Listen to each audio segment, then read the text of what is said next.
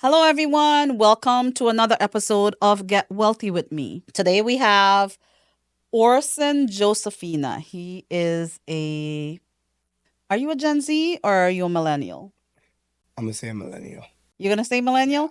Is 100%. it because you think like a millennial, I or think I think it's more kind of like because I'd have to mid. look that up in terms of years? Chala, Yes. what are you, a millennial or a Gen Z? I thought I was a Gen Z, but now I don't know. Or is Orson confusing you?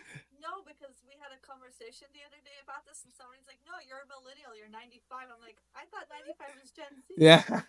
All right. After this podcast episode, we're gonna look that up. I want to see that too because I'm debating in between of it. So that's cool to see. So we'll research that. We'll research that. Mm. So, one of the things about our podcast, Get Wealthy with Me, is our focus is on the generation of millennials and Gen Zs and making sure that they understand my journey of where I've been coming from a immigrant family, growing up in the South Bronx, growing up in the ghetto, which you learn a lot from, Mm-hmm. and coming up and educating myself and understanding how money works through that journey, through my struggles, through my wins, and how we're still working on it because we're still working. Because one of my mottos, and I have a lot, is you're living, you're learning. If you are not learning in your life, you're dead.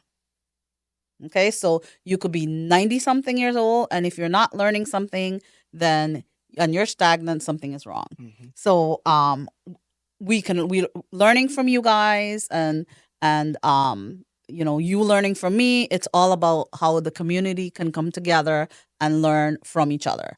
And I can learn from a CEO giving a big speech as opposed to the janitor cleaning the floors. Mm-hmm. And I've done that. Mm-hmm. So you cannot discourage yourself from who you can learn, or you'll be surprised on the things that you're learning. Mm. So I just want to welcome you. Thank you. We met through my videographer, Mm-hmm. and she just was so excited about you and your story, and she's like, okay, you have to have Orson on the show and I have him appreciate talk that. about his story. So tell us first. We'll ask you, what do you do? So the first question that we ask, if you're a Gen Z or a millennial, we don't have the answers to that one. So we're gonna wait and see, right? Yeah. But you think like a millennial. So Mm. we're gonna go with that, right? Okay. Okay. So tell us also what you do now, and kind of like your journey in terms of your career. So first of all, I want to tell you guys, my name is Orsen Josephina, and I am right now. What I'm doing is a pitching. I'm a pitching instructor, an entrepreneur that tries to get everything to the next level to take care of my family and everything else. But I want to tell you guys just a little bit more deeper about myself, going into like when I was young until the age of now that where I'm at. I'm originally from the island of Curaçao, born and raised there. My family grew up poor, and basically, like I when I grew up How old poor, were you when you came here? I came here. I was 18 years old. 18 years old. Oh, so you Yeah. did grow up there. Yes, I grew up there completely. You don't Um, have a Dutch accent though. uh So for maybe those that. of you who don't Yeah. know, the island of Curacao Mm, is a Dutch island. yep. So the language is Dutch, right? Dutch is our primary language. But Then what our other own. language do you speak? So our other languages that I speak our own language, which is called Papiamentu, Oh right? yes, yes. That's our own language. Then of course And we have what Dutch. is that? Like, is it a combination? It is a combination. A lot of people say like it's a dialect, Uh huh. but we don't concern it as a dialect. It's more like our own way. But it does have like French, Spanish, English, Dutch. You can name it. That's so interesting. Yes. So like it's a cool, way to talk, and we talk it all on the ABC Islands for people that know. All right. It's Aruba, Bonaire, and Curacao. That's what it stands for. I did And not know that. mhm, I did not know that it was called the ABC Island. So see, yes, I learned something already from you. yes, yes, yes, yes. So basically, like we all speak the Papiamentu. Basically, it's only spoken on those islands. So and it's a great environment. But another languages that we speak are Spanish, English, and then we have French or German, depending on what you have to learn. Because in school, we have to learn those type of languages because we are an island, and So you it's got to learn all of them? you got to learn at least four of them.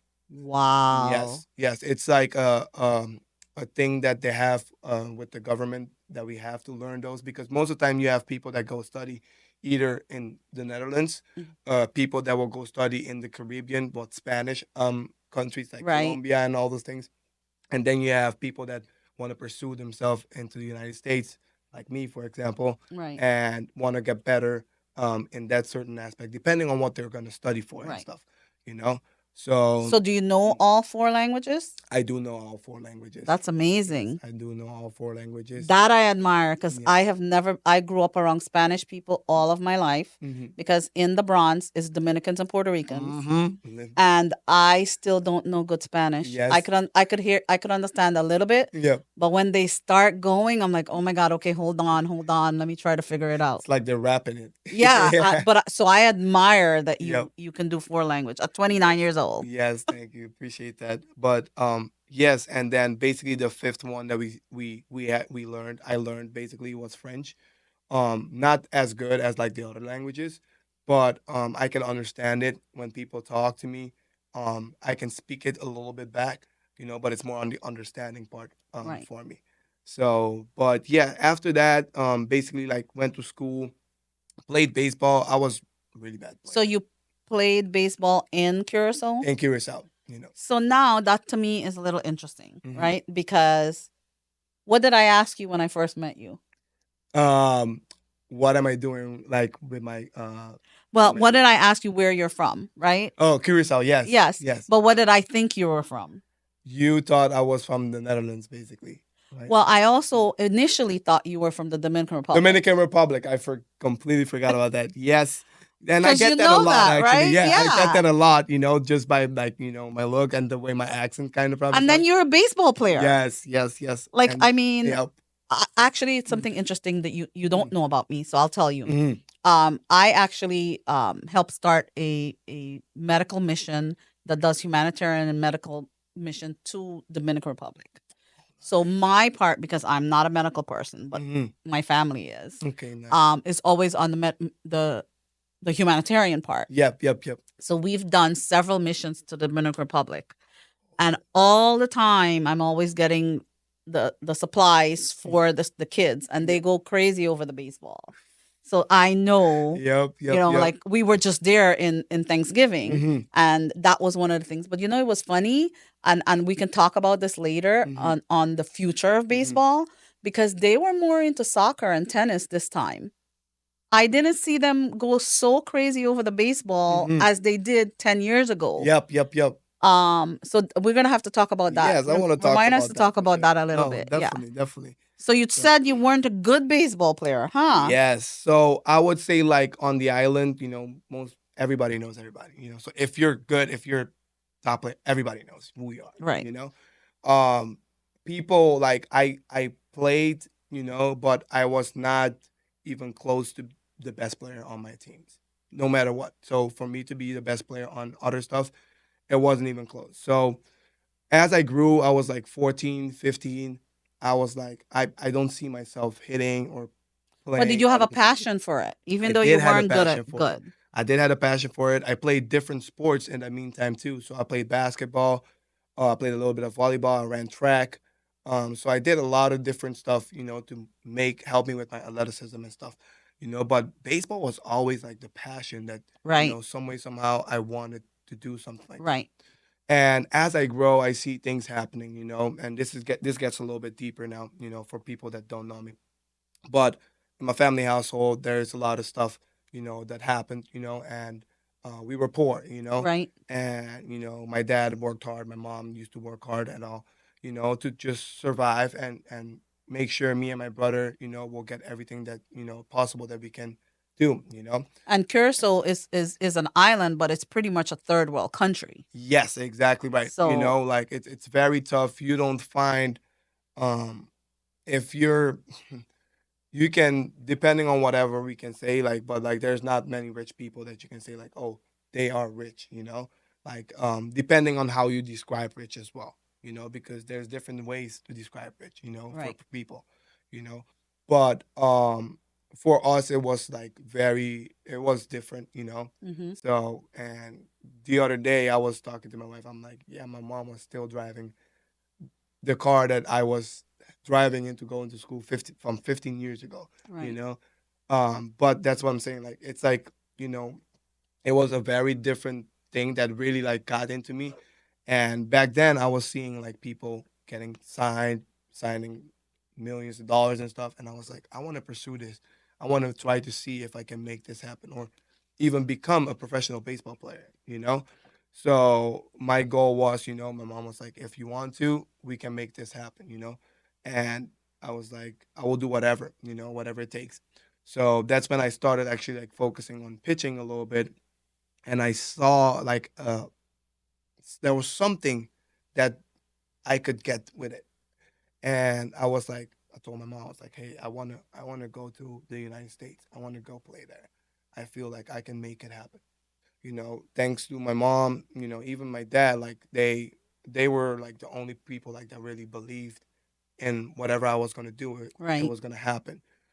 So But it was your dream and you're willing to work on it, right? yes, it was my dream. I'm willing to work on it. So I came here when I was 18 years old, basically living with my cousins in an apartment complex, you know, where we weren't supposed to live in there because there was no adult basically in there, Okay. but like we did anything to survive, That's what you do, Right. So I had a bicycle. I was going to school with a bicycle with a backpack on and all my baseball stuff. And I will go. My thing was like, I got to train, because I got here and I saw how these guys were training. And I was like, we don't have that in our country. These guys are training and training like it's serious So training. where were you seeing all of this training? So we're not talking about elite baseball academies or Hmm. anything like that, right? Yep. We're talking about training, digging down in the dirt types training for baseball. Yes. So it's like, like what I've learned is like the grind of going out there every day. Back in my country, like we will train with our team and it will be like an hour practice and you don't even get as many reps that you're supposed to get. Like not even close to it. And there's only like 1 to 2 practices a week. So but when I came here in the first week, our team had 5 practices. And I'm like, whoa, what is this? This is completely different. So I was like, so if I train like this, I can definitely become something really special into my life. So you had your dream, Hmm. right? So I'm summarizing. Hmm. You had your dream and you are ready to work on it. No matter what it No is, matter you're going to what. do it. You had your bicycle. Yep. You were doing that in Florida, Yep. right? Yep. You were riding a bicycle in Florida. Oh my God. Let me tell you about it because I will be having my backpacks and everything, and I will get to the school. The school was 2 miles away, and I will get to the school and I'm drenched in sweat. Yep. I'm drenched in sweat. People are looking at you like, what are you doing? And I went to a private school because that's the only school I couldn't enter in public schools Right. because I'm out of the country. So I entered on the private school, and there's a lot of rich kids. Right. So they're seeing you like, okay, like, and Dude, they're like, what are you they have a doing? car and you're riding your bicycle, Exactly. right? So, but then this guy, he's my best friend. His name is Lucas, and he saw me one day. He went to the school too, and he's Brazilian, and he literally told me, he stopped me. He's like, "Hey man, from now on, I'm just gonna pick you up and take you to school."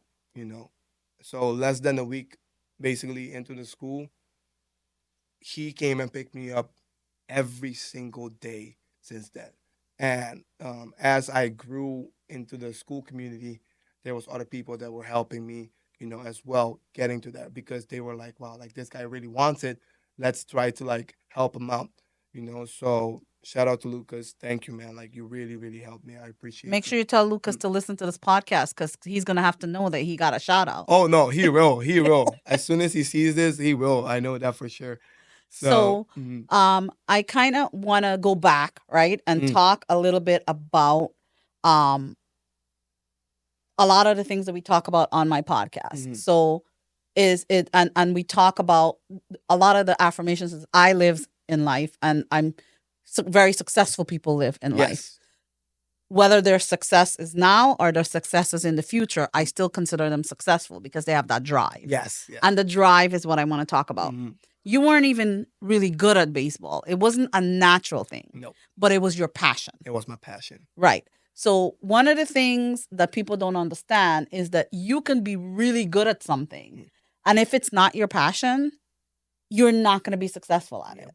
Yep. Like you have to they have the saying, where there's a will, there's a way, Mhm. right? Yep. So there are many people that I have met Mm. that they're not really the best at whatever it is, Mhm. but they believe that they can do it and they work towards it Mhm. and they get to it. Yep. And the other thing that I heard you talk about is learning and getting your community support, Yes. right? Yes. So a lot of the times I hear people complain, oh, I don't have anybody to help me or I don't whatever it is.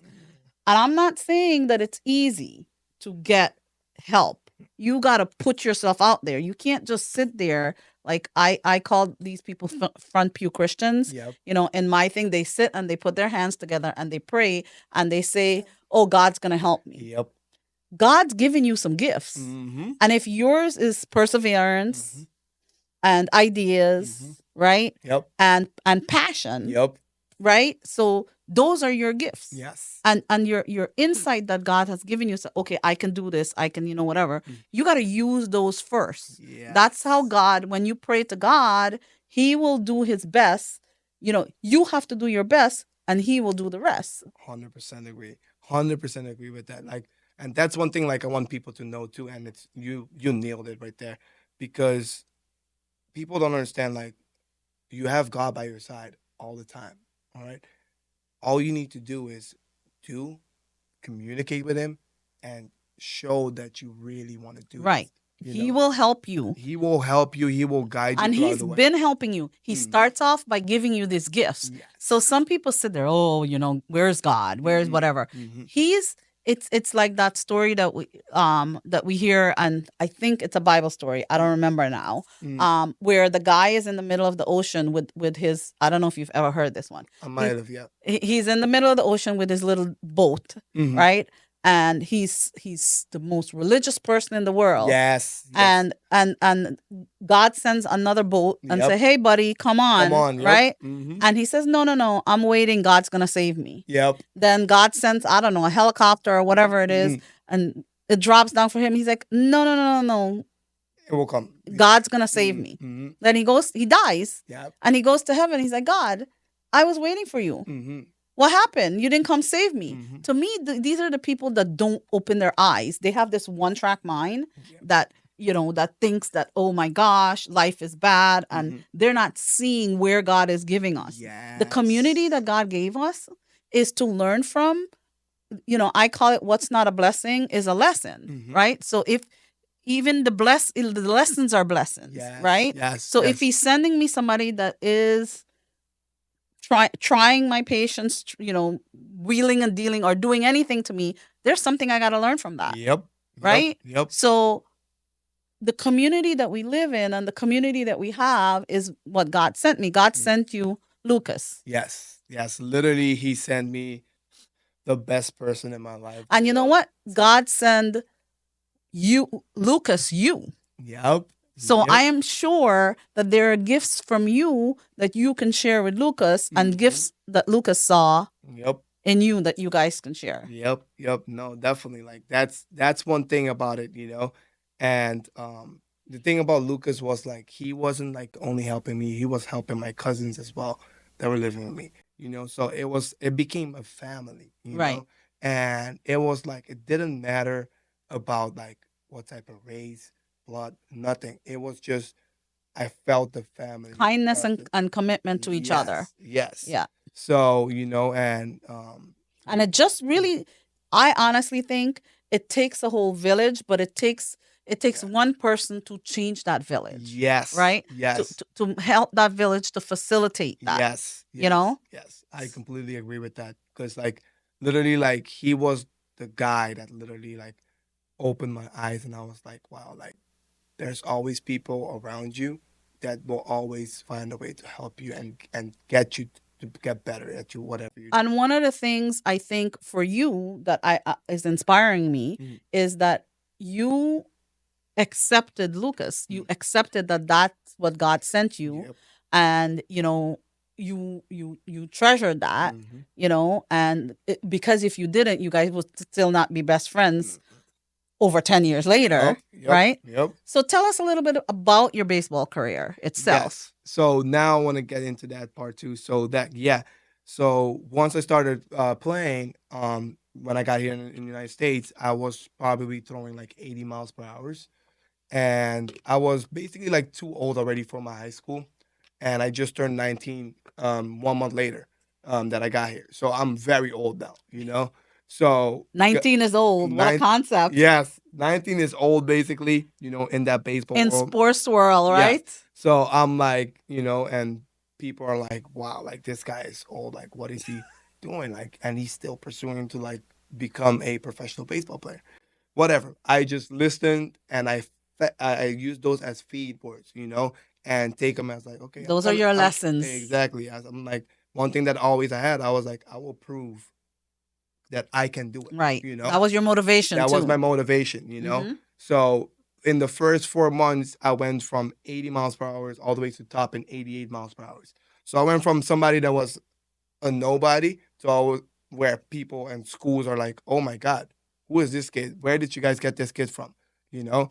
So And 88 miles is good, right? 88 miles back in the day was good. Okay, You because know? I'm not a baseball person. Well, Mhm. I'm not a sports person in Yeah. general, but so you're explaining it to me. So that's Yes, good. Yeah. yes, yes. So 88 was back then Especially in good. 4 months, right? Yes, especially in 4 months. Yeah. Mhm. So I made that jump.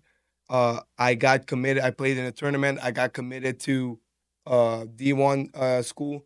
And I have a funny part to say about that as well. So before that day that I had to go pitch, I was riding my bike and going You to on like that a store. bike. Me and a bike. So I went to a store, and basically what happened was so funny. It was like I stopped at the store and I dropped my bike off to just go get some eggs to warm up, to cook some, and so I can go before the game. Your protein. I put my bike up outside, go in probably like less than 2 minutes because the eggs I knew already where they're Right. at. Come back out and my bike is gone. Oh no. Oh no. I'm like running around, and I remember my coach called me, Coach Craig, one of the best coaches, helped me with everything in my life as well. Thank you, Coach Craig, for everything. Um, so he literally like, I called him, I'm like, Coach, they stole my bike. I don't have. Oh my gosh. So he gets there, he's like, how did they stole your bike? I was like, Coach, I just put it here for like 2 minutes. I'm getting And then, eggs. yes, I just had to eat. You told me like to make sure I eat well Yeah. before the games. I did it, but like Oh my bike is gone. no. So my bike was gone from there. But long story short, it was so funny because how it happened. So, but then I went there. I went and pitched, did well. And then I got D1 interest, and then I So got explain to us what D1 is. D1 is a division. Division Yeah, one. Division One baseball. Mhm. So you have many divisions for colleges. So like you have Division Two, Division Three. You have NAIA, and you have junior college. Junior college has also divisions, but like every one of them are like built depending on like what level you are at, Right. Right. how good the players are at. Most Right. time, you have players that are good in any level, Right. but it will be more of a majority like of more focus of like, okay, if you're playing like D1 baseball, you're playing with like, let's say like the top guys. Right. So it's more easier for you to get to professional baseball. So I got committed, and after that, pitched well throughout my year, and then got to summer, and I went back to my country. But then 1 month later, 1 month before school starts, I get a text message of I can't enter the D1 school. Why? So I was missing three school credits that didn't transfer into the college. Oh no. So now I'm like, ugh. So my coaches are like, you got to fly back. So my mom had his last pennies. She's like, you're gonna go back. This is not over. So she paid for a plane ticket. I got back, came back, and I remember that day I was like, Mom, once I come back, I don't want you to pay any more dimes for me. I'm gonna pay everything for myself. All right. Went back, went to a tryout with different schools, and then one school I went and I hit 91 miles per hour, which is really More than good. what Yes. you were. Yeah. So the coaches offered me right there in person. They stopped me. They're like, "Hey, we're gonna offer you everything paid, blah blah this and that." I was like, "They're like, you sure you're not committed nowhere?" I'm like, "No." They're like, "All right, then are you gonna commit?" I'm like, "Yes, I'm going for basically for free. Right. I'm gonna take that, you Right. know." So I took that. Played at Hillsborough Community College for 2 years, which is where I committed. Right. Played there for 2 years. Then after that, then went to Palm Beach Atlantic University. Played there for 2 years, and most of the all throughout those years, I was around the velocity from like 89. It will be like 89, 88 to all the way up to like 93. So, but I had a couple good years and a couple bad years. But then, long story short, towards the end of my senior year, I was basically like 22 years old, almost 23 already.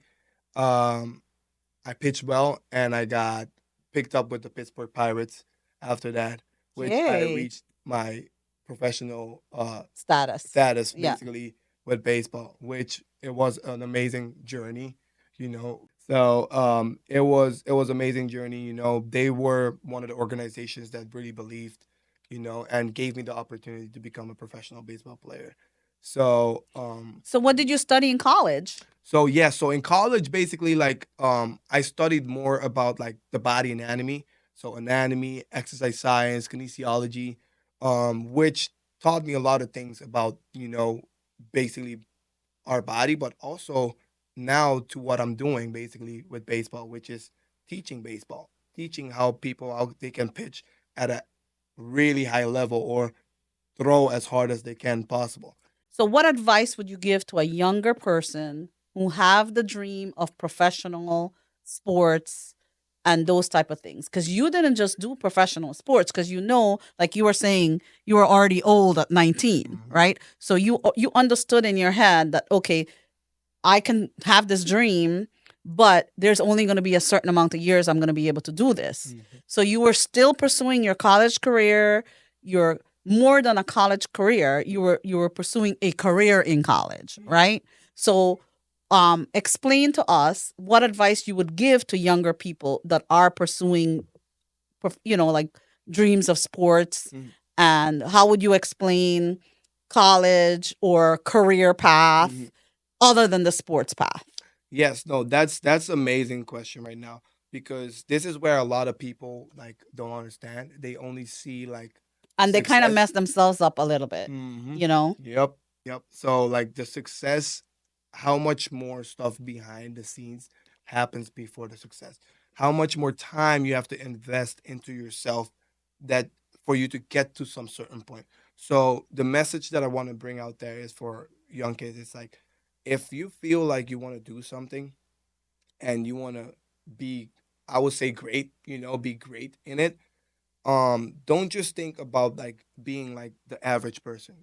If the average person that you train with, they just train for 1 to 2 hours a day, just you train like 3 to 4 hours a day, right? Because that one extra hour throughout the years of span that you keep training, whatever you get the time to like where professional teams are coming to watch you and stuff, you're already ahead. Right. So now you can actually take on to another level, and the people that thought like, oh, I was doing all right already, fine, you're way surpasses them. That's why I like the quote from Derek Jeter. Now it says, hard work will pays off. So because hard work does pay off. And I know that because I've done it You've myself. experienced it. I Yeah. experience it. So it always will be talent. Because if you're passionate and you go for something, you will make it happen. So so there's two questions I want to ask, Yes. right? Um when you what I'm hearing from you, right? And I'm listening, Mm-hmm. is you have being persistent in the career path is you're a persistent person in life. Mm-hmm. So if you're persistent in your career, you don't stop. It's a journey, Mm-hmm. right? So now that you've moved on from actual, playing yourself Mm-hmm. to actually educating players, Yes. and how did your college major, or what you did in college, the investment that you did in college, and how is that helping with, you know combining with the two, and how is it important? Is it not important? Are you glad you did it? Like kind of like that. I cannot. I all I can say is like I am so glad I did it because if I didn't do it, I wouldn't know how to work with certain players nowadays, how they have to move correctly. I would just go based upon how I used to do it. You know, So you're pursuing a degree in kinesiology. basically like it's called human performance for sports and health. But I Uh-huh. I have had kinesiology, exercise science, anatomy, all those basically like basically that those type of classes in there that I learned a lot of stuff from. So it helps that you, with your degree, Mhm. right? So I think that's a really good degree for someone that has played professional sports. So Mhm. you understand even more about your body and the other person's body because Yes. you've experienced some of it, right? Exactly. Yup. Exactly. And then, so would you recommend that specific degree or that specific studies for someone who has been in professional sports that you would think that, would be their second path within it's a kind of a way to continue, right? Yes, yes, it's 100%. I would suggest like in those type of paths because the reason why is like the game nowadays, all in all sports, it became so scientifically, Hmm. where numbers, facts, and also like there's so much more technology nowadays Right. to see like we have like skeletons basically like where people can throw a pitch and basically you can see the bones how it works and all those things how they're moving, know how much shoulder external rotation you're getting, things like that where it's like very deep and focused where people found a way to like see those things and adjust them and help people get better from that. So, Mike, I think where I'm trying to go with this question Mhm. is I hear a lot of math in there. Yes. That's number one because Mhm. I'm a math person. Yes. So I hear a lot of math in there. So kids, when you are studying baseball or your dream is professional sports or Mhm. any type of sports, you have to know math. You have to know math. It's a need, because if you can't count even like that, all right, guess what? Once the person they come with you with a contract and you don't know what it involves, you just see numbers. So that's more finance. You have to know finance. Exactly right. So it's a need. Finance, it's probably like the number one thing in this world. Not probably, it is the number one thing in this world. All right. Because it affects Mm, us all, right? So exactly. your choice is not whether finance affects you or not. Mm-hmm. Your choice is money affects you. Yes, that's a given. Mm-hmm. Your choice is whether what journey you're going to take with it, right? Yes. Are you Yes. going to take a journey where you ignore it and you're like, all right, I'm bad with money and you're done? Or are you going to take a choice of where, okay, I got to deal with money. This is a journey. I might as well educate myself on how best to deal with it. Yes, you have to, and see that as like when you educate yourself, whatever you have to do, see it as an investment of your future. All right. So because more earlier you can prepare for that, the better it's gonna be. And this is a little bit off topic, but I want to go to like one thing that happened like when I was in college that I didn't know, and Sure. my uncle reached out to me, Uncle Bruce. He was like, "Hey man, like." I know, you're getting some money and stuff. I want you to invest it in Bitcoin. Mm-hmm.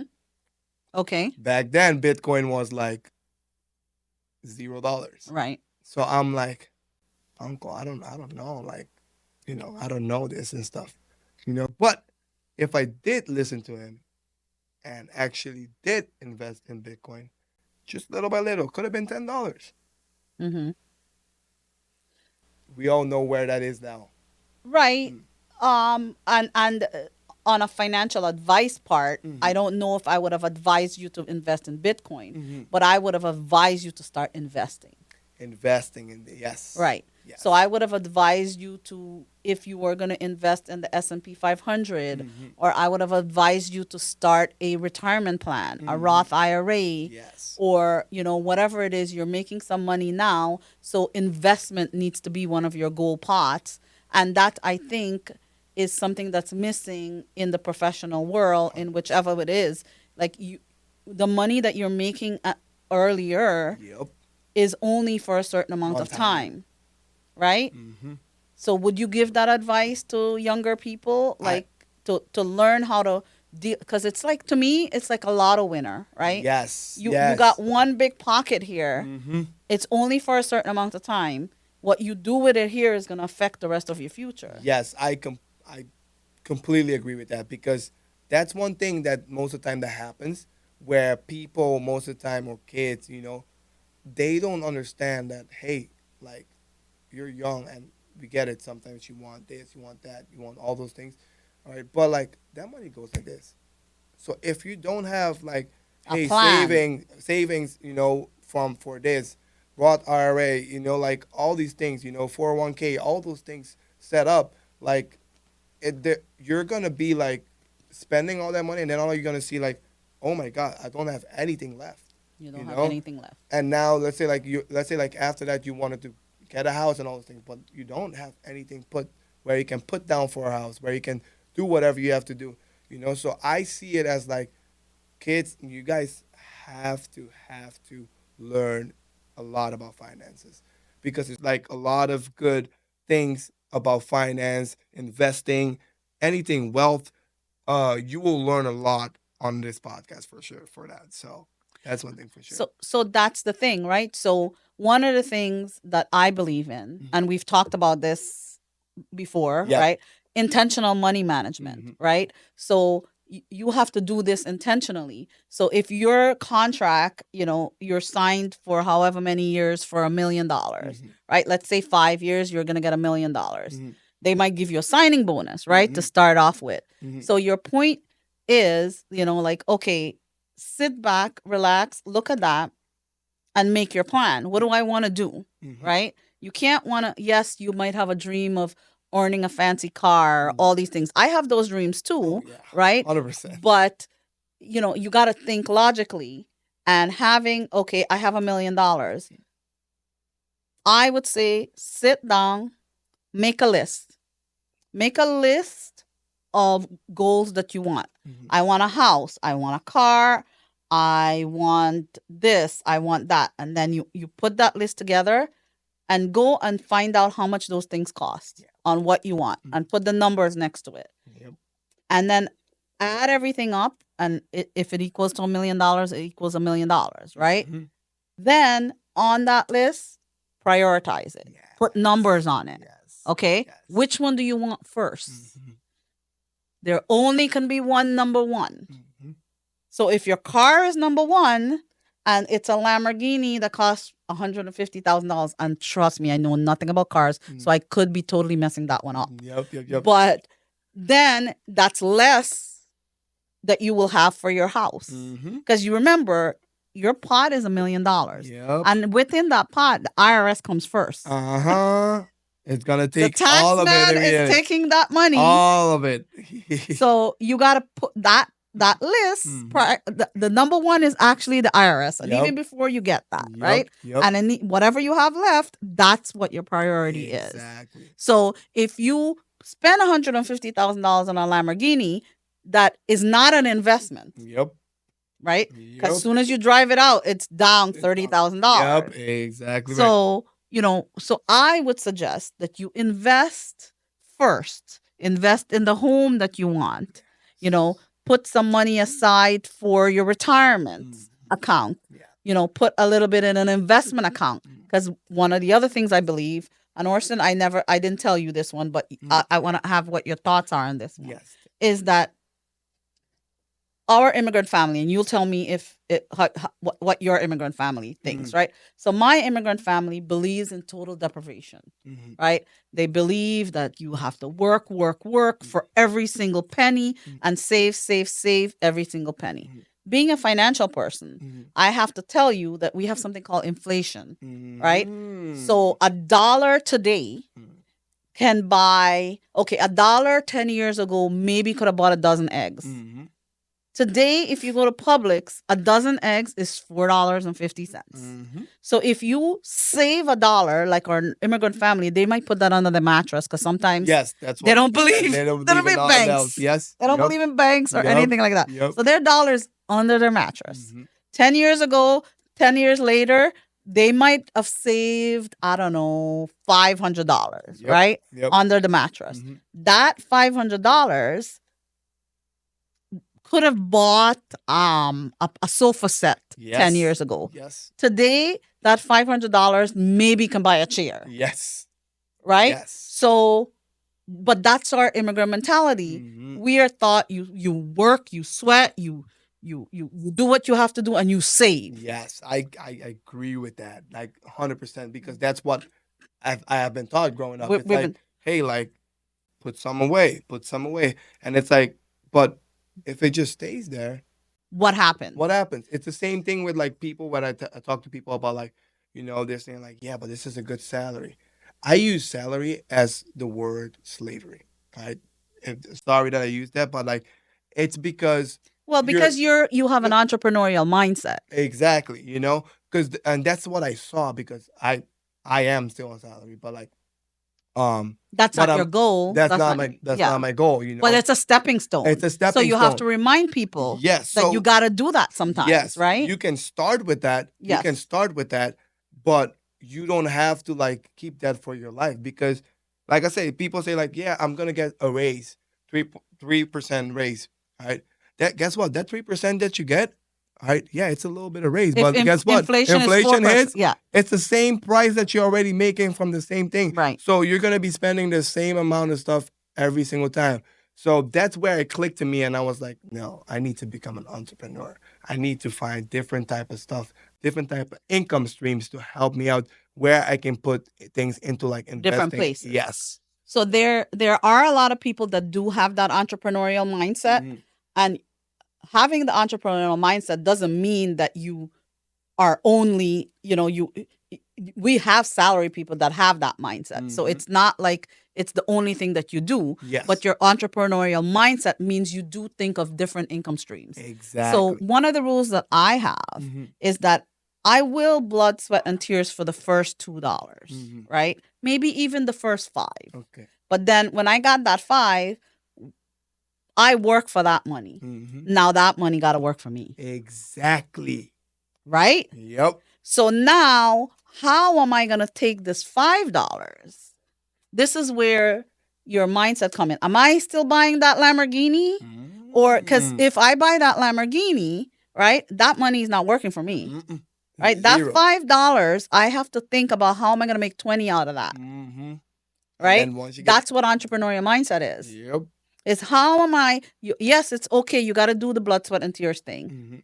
First $5. Yep. After that, how is that $5 is going to turn into 20 and 50 and 100 without me sweating? Exactly. And that's what I've learned. I watched a lot of, throughout years, I watched a lot of guys like, Patrick, successful people that have like, $100 million in revenue.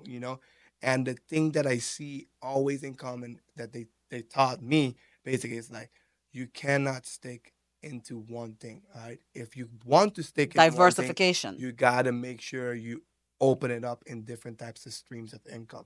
All right. And what are you gonna do after that streams of income comes in? What are you gonna do with the money? Right. Are you just gonna be like, oh, you're gonna spend it? No. Find a way to invest it. Are you gonna throw 10% back into the the business, company. into Mhm. the company? Are you gonna put something away for like the insurance for the company? Are you gonna have lawyer? All those things, So Right. I learned a lot of those things, and I'm still learning daily on those Daily, things. monthly, minute, everything. Everything. Yeah. And I think like for people and people don't know, but like YouTube is such a great way to educate you. You know, I've never thought I could have gotten this far with my entrepreneurship. With learning a lot of stuff from YouTube. So and of course as well, it's important to study in school, but Like Well, it's also important to vet who's teaching you on YouTube, right? exactly. So when you are listening to somebody in social media Mm, or on YouTube, make sure they have the credentials to exactly. vet the person that you're listening to. Mhm. What are they teaching you, and is it realistic? And if a lot of the times, if something is too good to be true, likelihood it is. Yes. So a lot of the times I see people in your generation, so let's talk, or maybe even the Gen Z generations, Mhm. right? They want to learn, like everybody tells me when I'm doing stuff on Instagram or type of stuff. Oh, you can't be that like that. You got to tell them in 3 seconds what they're gonna learn. Mhm. Okay, I can tell you in maybe 10 seconds on maybe one thing that you need to do, but it's just the starting. Yep. I'm telling you, this is the one thing, but this is just like a tiny, tiny start Mhm. because it needs to be a journey. Mhm. You are not going to learn how to be rich in 3 hacks. No, definitely not. But have you seen those things like Yes, online all the time? Learn I how to be rich in 3 hacks. I Learn how to throw a ball and from 100 88 and miles an hour hour in like 3 days. in yeah. It How doesn't happen. realistic is that? Tell me. Exactly. I think it's like I want people to use like their common sense on this. Common You sense. know, you have to understand that it's like a build thing by time, and it's not happening overnight, right? If you understand that and take your knowledge or learn, educate yourself from these things, I know for sure you will get to a point and you will look back, you'll be like, wow, I'm so glad I took that route, that I am glad where I'm at right now. So don't go for those quick schemes and all those things. All right. Look at the long term goal, not the short term Absolutely. goal. All right. So Awesome. awesome. Thank you. No, I'm thank you sure for you're going to having me. come back on our podcast if we invite when I we invite will you. Not if, when we invite you, right? I will definitely come back. So Awesome. I really enjoyed it. I appreciate everything from you guys, and we'll see each other next time. Next time. All right. Well, thank you guys for listening and watching and following us on Get Wealthy with Me. Um, as you can see, we have different journeys, and we're all about learning about your money, learning about your finances through our storytelling and all different people's storytelling.